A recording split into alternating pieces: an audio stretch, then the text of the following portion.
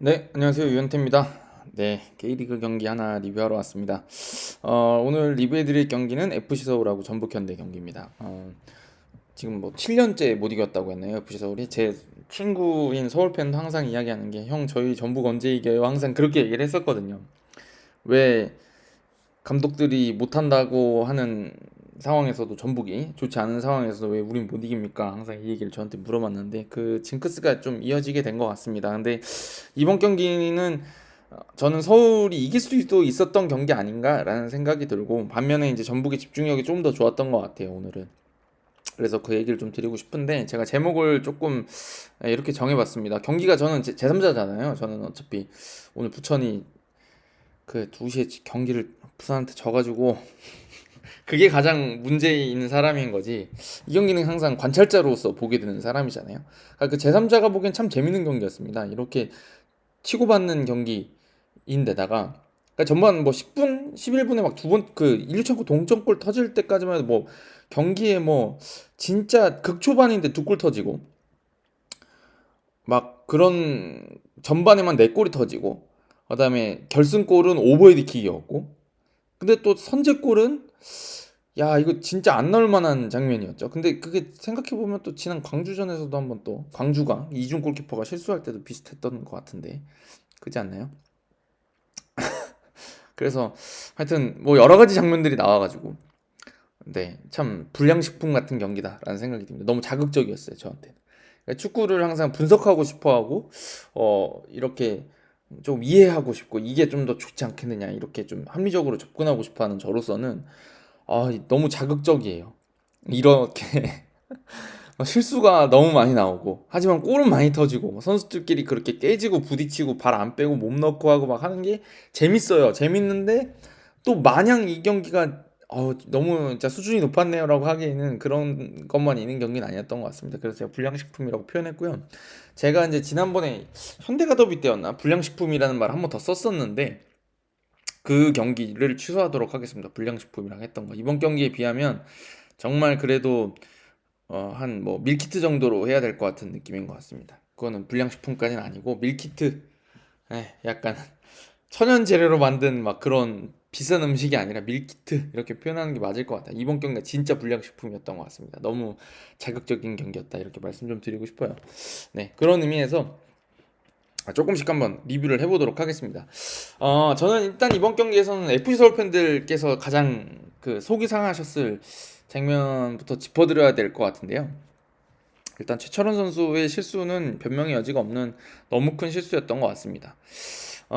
일단 최철원 선수는 그 제가 또 부천에 있을 때 또 항상 응원을 많이 했던 선수라 애정이 있는 선수인데 서울에서 이제 그 최근 좀 실수가 조금 있죠.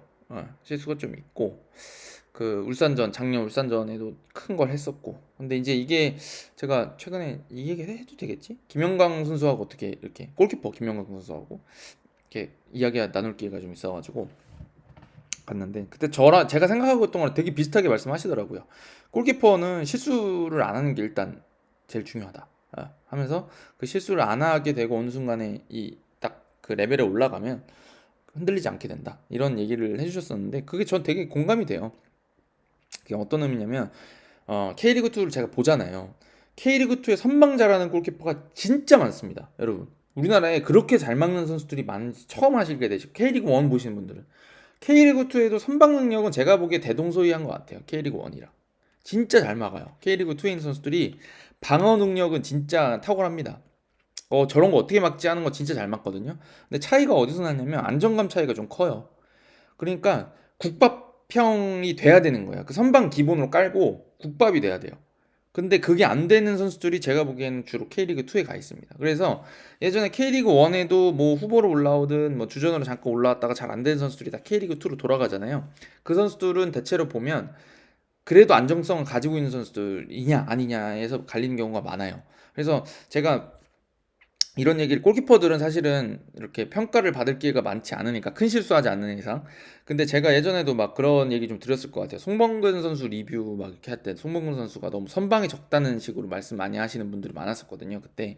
근데 그게 이제 저는 동의를 하면서도 그러니까 동의를 하는 부분이 뭐냐면 송범근 선수는 야 저걸 어떻게 막아 이런 거는 막았던 게 많진 않았던 것 같아요 제 생각에. 근데 이제 그렇게 안 보이게 막는 것도 많은 거죠. 위치 선정이 좋고 평소에 하면은 이걸 잘 막을 수도 있는 거니까 그런 걸 미연에 대비하는 게 슈퍼 세이브가 안 나오는 게 제일 좋은 거니까 그런 면에서도 장점이 있는 선수고, 송범근 선수는 대신에 안 줄 걸 먹는 경우는 거의 없었던 것 같아요 제 느낌이. 그래서 제가 항상 송범근 선수 좋은 골키퍼입니다, 좋은 골키퍼입니다 이렇게 얘기했던 이유가 뭐냐면, 이 선수가 있으면 실수를 안 하니까 속이 편해요. 먹을 것만 먹으니까. 그러니까 이거는 못 먹겠다 싶은 것만 먹으니까 든든한 거죠. 근데 이제 제가 이번 경기에서 느꼈던 게 뭐냐면, 전반전에 몇 번 나왔는데 최철원 선수가 그러니까 빨리 찼어야 되죠. 근데 거기다 한 번, 반 번 정도 더듬는 장면 나왔는데 그것 때문에 송민기 선수한테 물린 거거든요, 사실은. 근데 그 장면 이후에 그 서울 선수들 백패스를 잘 못해요. 못 느끼셨나요? 불안해. 그러면 판 전체가 흔들리죠.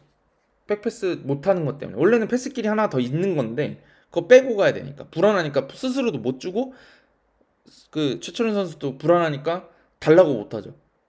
그리고 그렇게 되면 경기가 이제 어렵게 갑니다. 그게 좀 많이 컸던 것 같아요. 그리고 최철인 선수가 사실은 그 전 장면에, 실수하기 전 장면에 그것도 송민규 선수였는데, 송민규 선수 크로스 평범하게 오는 거 잡으려다 코너킥 줬잖아요. 그때부터 좀 심상치 않았거든요. 네. 근데 이거는 선수의 어떤, 제가 보기엔 담력이라고 할 수도 있는 것 같은데, 큰 경기이고 중요한 경기라는 어떤, 본인도 잘하고 싶은 마음이 크다 보니까 좀 긴장했던 게 아닌가 싶은데, 이게 참 정말 마음 아픈 말이고, 저도 이제 아까 말씀드렸듯이 최철현 선수를 응원하는 사람으로서 좀 어쩔 수 없는 말이고 가혹한 말이긴 한데, 그 프로는 결국에는 경기장에 나가서 평가받는 하는 걸로 평가를 받으니까 심장이 커져야 될 수밖에 없습니다. 예. 그 첫 골이 좀 많이 컸던 것 같아요. 네, 그랬던 것 같고, 두 번째 골 실점도 전 조금 아쉬웠던 것 같아요. 그러니까 이영재 선수가 왼발 좋다는 거는 다, 그러니까 그것도 다 실수로 나온 실점이죠 사실. 일단 그 서울 팬들께서는 믿고 있었을 기성용 선수의 그 터치 미스가 시발점이 됐고, 네, 기성용 선수 그런 거 진짜 안 하는 선수인데, 그죠? 완성도가 좋은 선수인데 거기 실수를 했고, 이영재 선수 쪽까지 연결된 송민규 패스 당연히 좋았고, 근데 제가 보기에는 좀 두 가지가 아쉬웠어요. 권한규 선수가 너무 무른 거 아닌가? 라는 생각. 그러니까 제 생각에는 이영재 선수가 왼발 쪽으로 왼발 각도를 내놓고 들어가다가 왼발로 툭 쳐놓고 반대쪽 먼 골대로 감는 거를 걱정해서 그 오른쪽 발 각도를 좀 줬던 것 같은데, 그 장면 조금 아쉬웠어요 저는. 어, 한번 붙어봐도 되지 않았을까? 그러니까 슈팅 각도를 좁히려 한 발 물러나는 게 아니라 한 발 그냥 갔으면 어땠을까라고 생각하는 게 뭐냐면, 서울 선수들이, 다른 동료들이 충분히 있었다는 생각이 있거든요. 그러니까 숫자 싸움에서 밀리지 않고 있었기 때문에 한번 덤벼보던가 슈팅을 아예 안 주던가 했던 게 어땠을까라는 생각이 좀 들고, 두 번째는 또 치천 선수는 좀 아쉬운데, 워낙 이영재 선수 슈팅이 좋긴 했습니다만 권한규 선수가 완벽하게 오른쪽 각을 잡고 있으니까 차라리 왼쪽 각을 조금 더 슈팅이 나올 거라고 생각하고 잡아야 되지 않았을까? 라는 생각이 좀 듭니다. 반대로 넘어가더라도 그거는 그 이후에 다시 생각해야 되는 거니까. 하여튼 그 정면에서 조금 두 골 다 실점이 실수에서 시작됐다는 것들이 조금 아쉬웠어요. 네. 그 얘기를 좀 드리고 싶고요. 이제 반대로 좀 전북 얘기를 좀 드려야 되는데, 전북은 이번 경기에서 제가 보기에는 두 번 다 득점 다 상대 실수를 잘 기다려서 만들어낸 득점입니다. 그러니까 사실은 이 실수를 했다 이 얘기를 하는 거는 서울 쪽에서 해야 되는 얘기인 거고요. 전북 쪽에서는 실수를 했다라고 얘기할 건 아닌 것 같아요. 왜냐면 실수는 했죠, 서울 선수가. 하지만 그거를 송민규가 뛰어가지 않았다면, 이라고 전제한다 그러면 그 득점이 없는 거잖아요. 전방 압박을 끝까지 했고 그걸 포착하고 있었기 때문에 그런 장면이 나온 거거든요. 그건 당연히 전북이 잘한 겁니다. 엄청 잘한 거고, 이영재 선수 장면도 딱 깔끔한 타이밍에 들어가서 이영재 선수 선택도 좋았던 거죠. 상대가 서울이 좀 아쉬웠던 게 있다고 하더라도 득점한 거는 전북이 잘 노려서 득점을 했습니다. 그래서 전북은 이번 경기도 컨셉트가 명확했던 것 같아요 제 생각에는. 지난번 광주전도 마찬가지고 FC 서울도 마찬가지고 볼을 가지고 좀 주도하려고 하는 팀들이잖아요. 그러다 보니까 전북이 최근에는 어떻게 됐든 감독이 바뀌었고, 박원재 감독님도 코치로 팀에 있긴 했지만, 이게 결정권자로서 전술을 손에 쥐고 흔들고 이렇게 결정할 수 있는 사람이었던 사람이 아니라 코치였던 분이 딱 올라가서 내가 뭔가 결정한 위치에 가면 그거 당연히 다른 거거든요. 그러다 보면 팀이 완성도를 빨리 올릴 수 없는 상황이 결국에는 잘 유지해서 지금 상황에서도 성적을 내면서 다음 감독이 왔을 때 이 팀을 끌어올릴 수 있게 만들어 놓은 위치에 보내는 게 중요한데, 그럴 때는 저는 이럴 때는 전북이 조금 수비적인 전술을 운영을 한다거나 혹은 역습을 노리는 형태들을 쓴다고 해서 그 나쁘다고 생각하지 않습니다. 근데 이제 제가 오늘 2연승을 했잖아요. 2연승 했다고 해서 전북이 이제 살아날 겁니다, 이렇게 말씀을 못 드리겠다는 얘기일 뿐인 거지, 이번 오늘 경기 선택은 상당히 좋았다고 봐요. 4-4-2 형태를 세워놓고 그 송민기 선수를 중심으로 해서 워낙 좋으니까 요즘에 상대를 괴롭히고 실수하는 걸 딱 끊어내서 역습으로 나가야 되겠다고 하는 게 딱 눈에 보였고, 그게 잘 먹혀드는 경기였죠. 그리고 오늘도 그 전반전에도 송민규 선수를 중심으로 해가지고 몇 번이나 횡패스들을 잘라내면서 찬스들을 만들었거든요. 그 득점 장면 전에도 송민기 선수가 한번 그 역습 나가면서 반대쪽인 이영진 선수한테 넘겨준 찬스라던가 몇 번이나 좋은 기회가 있었으니까, 전북이 최근에는 사실은 흐름이 좋지 않았지만 이 상황에서 이걸 타개할 방법으로 4-4-2 형태를 세워서 공격 전개를 그 어떻게 보면은 본인들이 주도해서 하는 공격 전개보다도 상대가 실수를 저지르기를 기다리거나 혹은 유도해서 딱 끊어 나가면서 거기서 득점을 만들어내는 장면들, 거기서는 분명히 전북이 장점이 있었다 생각이 됩니다. 그리고 최근에 조금 얘기를 조금 드리고 싶은 것 중에 하나가, 최근에 좀 빌드업 형태가 바뀌어 있죠. 그러니까 전술적인 형태가. 그래서 근데 이 지난번에도 광주전에도 좀 지나가면서 말씀드리긴 했는데, 이게 또 나름 괜찮은 것 같아요. 지금 전북이 이쪽 방향으로 공격한다고 보시면 되는데, 그러니까 이영재 선수가 사실 미드필더 성향인데 오른쪽 미드필더로 출전시켜서 수비할 때는 이쪽을 도와주게 해놓고 공격할 때는 이 안쪽에 가담하고 김태현 선수가 이쪽 측면을 책임지고, 보통 김진수 선수는 빌드업 할 때 약간 이렇게 뒤를 책임지는, 전병관 선수 바깥에 있고, 이런 식으로 조금 변형된 형태를 쓰고 있는데, 이게 좀 나쁘지 않다고 생각하는 게 뭐냐면, 저는 뭐 이수민 맹성 선수의 그 영향력 이 좀 더 있으면 좋겠다라는 생각은 합니다. 오늘 이상윤 해설위원도 그런 말씀 하시던데, 근데 결국에는 이게 지금 본인들이 당장 숫자를 막 이렇게 그 전술적인 완성도를 막 끌어올리면서 숫자를 좀 뒤에다 덜 두더라도 막 이렇게 만들어갈 수 있는 상황이 아니니까, 차라리 안정적으로 볼란치 2명, 수비형 미드필더 2명 써버리고 이영재 선수 중앙에 가담시키면 송민규 선수도 최근에 좋으니까 그쪽을 약간 공격형 미드필더 느낌으로 쓰는 거죠. 예. 그렇게 하고 대신에 조금 많이 뛰어야 되는데 되긴 하지만 김태하 선수가 워낙 속도가 좋으니까 측면적 도움을, 공격의 도움을 받으면서 형태는 더 유지할 수 있게, 그러니까 결국에는 중원 쪽에 숫자를 하나 늘려놓는 싸움을 할 수 있게 만들어 놓는 거죠. 예, 이게 저는 그 변형된 형태들이 장점이라고 생각하고 나쁜 아이디어는 아닌 것 같아요. 근데 다만 이영재 선수가 오늘 득점을 올리고 하긴 했지만 조금 더 이수빈하고 맹성훈 선수하고 해가지고 중원에서 장악력을 좀 더 보여줬으면 좋겠다라는 생각이 들어요. 근데 이제 전반전보다 후반이 좀 더 낫긴 했는데, 그 발밑에 투입하고 이수빈 맹성훈이 좀 볼을 더 많이 만지고, 좀 잠깐 다시 돌아가 볼까요?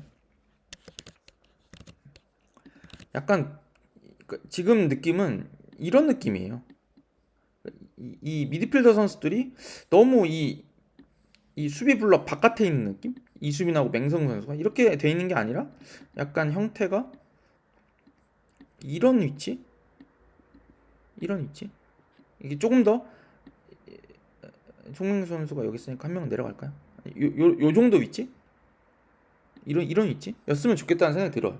그러니까 여기 압박 들어오는 건 압박 들어오는 거고, 이 두 명 사사이에 있는 앞에 두 명 뒤에서 이 선수가 받고, 이수빈이나 맹승용 선수가 좀 받고, 이쪽 연결해가지고 이 선수 뭐 송민규나 뭐 티아고 같은 선수들은 이쪽 라인에서 받게, 그러니까 여기에 하나 받고 여기서 하나 받게. 근데 지금 보면은 대체로 이쪽 바깥쪽에서 너무 움직이는 느낌이 있거든요. 이거는 사실은 뭐 지금 해결할 문제라기보다는 새 감독이 와서 해결해야 될 문제긴 한데, 그래서 제가 보기에는 전북이 아주 좋은 어떤 막 전술적인 역량 보여줬다기보다는 이번에는 지금 위기의 순간에서 이걸 타개할 수 있는 방법을 잘 보여줬다, 이렇게 말씀드리는 게 맞는 것 같아요. 그리고 전병관 선수 득점은 환상적이었습니다, 진짜. 이거는 예상을 전혀 못했어요, 저도. 저기서 저걸 한다고? 이런 느낌, 그냥. 서울 선수들도 아마 다 그랬을 거예요. 그게 사실은 시도하는 것 자체도 사실은 너무 놀라운 데다가 그걸 정확히 맞춘 것도 너무 놀라워요. 그래서 그냥 이번 경기는 그 결승골까지 정말 예측이 안 되는 그런 경기였던 것 같습니다. 그래서 오늘 경기 끝나고 이제 인터뷰를 보니까 두 팀 다 이제 그 코칭 스태프께서 상황은 정확히 조금 알고 계신 것 같아요. 제가 보기에는. 그리고 서울의 두 번째 골 얘기를 안 했구나. 서울의 득점 장면들을 얘기해. 서울 너무 안 좋은 것만 얘기할 뻔했네요. 서울 득점 장면 얘기를 하자면 서울은 저는 지금 아무리 봐도 공격 전개나 경기 운영 자체는 많이 좋아진 것 같아요. 저 그 두 번째 골 득점 장면이 전 되게 좋은 장면이라고 생각하는데, 물론 최준 선수의 그 투지로서 시작이 되긴 했지만 그게 제가 자주 말씀드리는 하프 스페이스를 그렇게 써야 된다고 이제 다시 말씀드리고 싶은 게 뭐냐면, 사실은 그 장면이 이제 이 저기 최준 선수 쪽에서 나왔잖아요. 그러니까 최준 선수가 이렇게 올라가서 이거를 반대편 오픈되는 거, 대각에서 넘어오는 거를 잡아가지고 만들어내는 거였는데, 이게 이쪽에 그 조용욱 선수가 중앙 쪽에서 움직이는 선수였고, 이쪽 바깥에 최준이 아예 바깥쪽을 맡을 잡으려고 하다 보니까 이쪽에 김진수 선수가 붙어주면서 이렇게 됐죠. 그러니까 여기가 벌어지잖아요. 그러니까 여기에 지금 이걸 살려내면서 결국에 하프 스페이스에서 들어간 조영욱이 이렇게 움직인 거고, 여기 센터백에 따라 나오고 이 뒤에서 따라 들어온 팔로세비치가 마무리하는 형태였잖아요. 그러니까 하프 스페이스를 이렇게 써야 되는 거예요, 사실은. 그래서 이게 되게 좋은 장면이라고 제가 자꾸 말씀드리는 게 뭐냐면, 조용욱 선수가 김진수 선수를 잘 떼어낼 수 있어야 돼요. 그래서 이게 방법을 바꿀 수가 있는 게, 이게 황현수 선수 쪽에서도 몇 번 패스가 좋은 게 들어갔는데, 조용욱 선수가 자꾸 여기서 알짱알짱거리면 김진수 선수가 여기 있거든요. 붙게 되잖아요, 조용욱 선수 쪽에다가. 여기서 공을 받으려고, 여기 이제 이 3번 선수를 황현수라고 해봅시다. 여기 자꾸 공을 받을 수 있게 이런 식으로 움직여주면 김진수 선수가 여기 이렇게 여기를 잡겠죠. 근데 최준 선수가 처음에는 여기서 패스 받으려고 하고 있다가 여기서 좀 공이 툭탁툭탁 몇 번 움직이려고 하고 타이밍을 재고 있으면 일로 돌아가 버리는 거예요, 이렇게. 그러면 따라가고, 그 다음에 여기서 김진수를 떼어낸 조용욱이 이렇게 들어가면서 하프 스페이스를 이용한다거나, 혹은 뭐 이렇게 하지 않더라도 받아주러 내려오면은 그냥 이 뒤를 최준이 쳐버리는 거죠. 올라가면서 여기다 이런 식으로 동선을 짜가지고. 그러니까 요런 형태로 순간적으로 위치를 바꿔가면서 공격을 펼쳐 나가는 건데, 이게 서울이 잘 됩니다. 나쁘지 않아요. 예. 그리고 오늘도 이제 뭐 강상우 선수 쪽에서도 몇 번 그런 윌리안하고 뭔가 툭툭툭 풀어가려고 하는 플레이를 한다거나, 기성용과 류재문이 허리 쪽을 장악하는 거라던가, 팔루세비치 오늘 이번 경기에서 득점도 올리고 움직여주는 거라던가 나쁘지 않았거든요. 일류첸코도 싸움해주는 거라던가. 그러니까 전반적으로 경기력이 나쁘지 않은 상황인 것 같은데, 실수해서 자꾸 실점이 나오고 있고, 그 다음에 이제 오늘 김기동 감독님은 분위기 싸움이었다고 말씀하시는 것 같은데, 그것도 맞는 것 같아요, 제가 보기엔. 자꾸 실수해서 실점을 하다 보니까 분위기를 타지를 못하고 자꾸 불타오르려다가 떨어지고 불타오르려다 떨어지고, 2대1 상황에서 조금 그런 리드를 잡고 있는 상황에서 좀 쉽게 실점 주는 거, 그게 이제 포항전에서도 그렇게 리드를 잡고도 어렵게 역전을 시켜놓고도 동점을 주면서 그러니까 흐름을 유지하지 못하는 경기가 돼버렸잖아요. 그런 걸 생각하면 여전히 좀 갈 길이 멀다. 그러니까 이 팀의 어떤 이 자신감이 생기기 위해서는 좀 시간이 필요하다, 이런 얘기를 좀 드리고 싶고요. 아쉬운 점들을 좀 말씀드릴게요. 저는 서울이 좀 이번 경기를 보면서 느끼지만 투자가 좀 필요한 상황인 것 같습니다. 센터백들이 좀 많이 아쉬워요. 골키퍼하고 센터백들이. 오늘도 보시면은 권한규 선수가 아시다시피 3백에서 스토퍼로는 굉장히 매력적인 선수인데, 4백에서 이제 본인이 그 사이즈 큰 선수를 상대로는 조금 아쉬운 면들이 있는 것 같고요. 황현수 선수도 오늘 잘하는지 못하는지 좀 널뛰는 경기력을 보여준 것 같아요. 뭐 헤딩도 잘 따고 그 발도 빠르기 때문에 수비적으로 걷어내는 건 잘하는데 안정성이 좀 떨어지는 느낌을 오늘 받았습니다. 근데 이게 술라카가 들어온다고 해서 괜찮냐? 술라카 발이 느려요, 근데. 그러니까 제가 생각해, 오늘 이제 황현 선수가 지난번 그 코리아컵 경기에서도 나와서 잘했기 때문에 오늘 들어온 걸로 생각하지만, 또 동시에 전북에 발 빠른 선수들이 많으니까 그거 대처를 하라고 황현 선수를 넣은 것 같은데, 술라카 이 선수가 발 패스 타이밍 같은 건 좋은데 아무래도 발이 좀 느린 게 좀 티가 나거든요. 근데 그런 상황이다 보니까 센터백들 쪽에서 조금 뭔가 매끄럽지 못한 부분이 있다 보니까, 아까 그 골키퍼가 불안하면은 앞에가 잘 뭔가 못한다 그랬잖아요. 근데 오늘도 전 센터백이 좀 불안했던 것 같아요. 그리고 제가 좀 아쉽게 생각하는 거는 또 하나 더 있는데, 황현수, 권한규 선수가 너무 볼을 많이 만져요, 제가 느끼기에는. 그냥 줘버려야 돼요. 그러니까 줄 수 있을 때 빨리 줘야 돼. 잡아놓고 주던가, 잡기도 전에 줄 수 있어요. 원터치로 줄 수도 있어요, 미드필더 쪽에 넣을 때. 근데 오늘 보면 황현수 선수가 기성용 선수나 류재문 선수를 너무 안 줘요. 주고 다시 받으면 되는데. 이게 제가 자주 말씀드리지만, 여기서 본인이 꼭 완벽한 패스를 여기다 찌르려고 할 필요가 없거든요. 왜냐면 줄 수 있을 때 딱 잡았어요. 여기서 공이 딱 나와서 잡아놨어요. 그 앞에 보이면 주면 돼요. 붙어 있어도. 왜냐면 다시 받으면 되거든요. 근데 이게 왜 좋냐면 여기서 본인이 공을 잡고 몰고 들어가면 이렇게 좁혀와요. 여기 있는 선수들이. 그럼 패스길이 더 안 나거든요. 혹은 뭐 이 선수가 이렇게 잡을 수도 있겠죠. 여기 이쪽 측면까지. 그럼 줄 수가 없어지고 그러다 보면 백패스 나오거나 뭔가 롱패스가 나오게 되는데 생각해 보세요. 여기서 딱 잡은 다음에 여기 줘버리면은 얘네가 이 2번 선수한테 올까요, 안 올까요? 안 오죠. 공을 안 잡고 있으니까. 얘한테 압박이 들어가겠지. 들어가려고 하면. 그럼 다시 받으면. 그럼 그때 온단 말이에요. 그러면 다시 주고받아도 되고 그 다음에 여기를 줄 수도 있고 여기 한번 투입된 것 때문에 그러니까 차이가 어떻게 되냐면 여기서 몰고 끌고 있으면은 이 선수들이 이렇게 접근해 온단 말이에요. 그러면 예를 들면 이 길이 안 나거든요. 근데 뭐 예를 들어 가지고 여기를 준다 그러면 이 선수가 이쪽으로 바싹 붙던가 혹은 그냥 서 있는단 말이에요. 그러면 여기가 이렇게 가는 거고 이 길이 열리게 되죠. 또 아니면은 이 선수가 여기를 바짝 압박 갔다 그러면 리턴 받으면은 측면으로 나가면 되거든요. 그럼 이게 일로 연결되고. 그러니까 이런 식으로 상대 수비의 형태를 변형시켜 놓거나 움직임을 조금 바꿔 놓기 위해서는 가볍게 주고받고 내가 뭔가 완벽하게 할 게 아니라 동료를 써서 공으로 이동 잠깐 시키면서 이 형태를 내가 원하지 않는 형태로 서 있으면 그걸 바꿔 놓을 수가 있는 방법이 있는데 황혜준 선수가 좀 많이 끄는 느낌? 권한기 선수도 조금 그 패스 타이밍이 좋지 않은 느낌? 그러다 보니까 전반적으로 서울의 빌드업이 불안해지고 그러다 보니까 실수가 나오고 해서 위기를 좀 자초한 면이 있지 않냐라는 생각이 좀 듭니다. 저는. 그래서 이런 거는 분명히 김기동 감독님이 이런 거를 굉장히 신경을 많이 쓰시는 지도자이기 때문에 알고는 있을 거라는 생각이 드는데 고치는데 조금 시간이 걸리고 있는 것 같아요.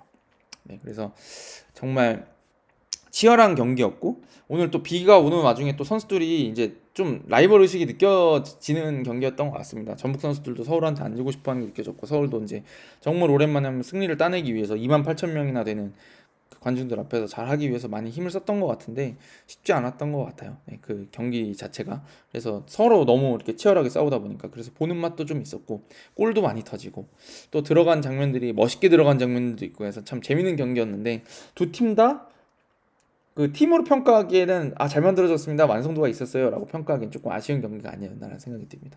근데 뭐 어떻습니까? 때로는 이렇게 불량식품도 먹는 거지.